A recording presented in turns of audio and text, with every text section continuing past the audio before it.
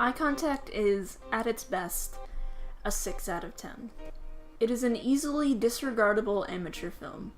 It's well shot and sets an eerie mood rather quickly, however these assets are unable to carry the overbearing music, wooden acting,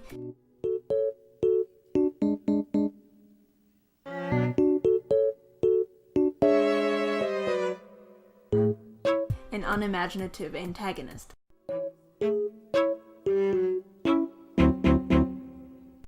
These could be more easily forgiven had the film not center itself around them. The movie opens up with a jogger in the forest, running towards a lighthouse on the beach.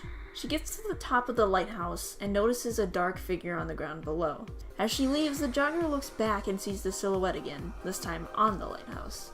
The main character seems to be just confused as to how the figure teleported to a different location, and not at all afraid or concerned. She has no discernible traits and thus is not relatable at all. The film wants so desperately for the watcher to be scared of a shadow that the music is forced to crescendo to even emulate something scary, as the camera quickly zooms on the figure or pans around the jogger to reveal yet another cheap jump scare.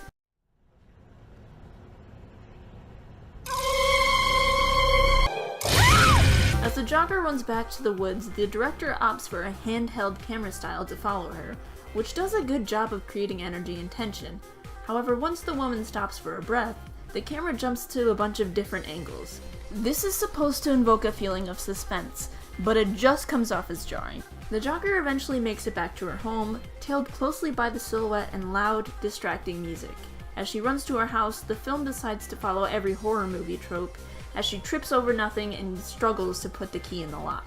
The forced tension is just far too common in the horror genre and does not accomplish any feeling of suspense. Overall, Eye Contact is forgettable, but commits no major offenses and is able to cleanly convey what is happening.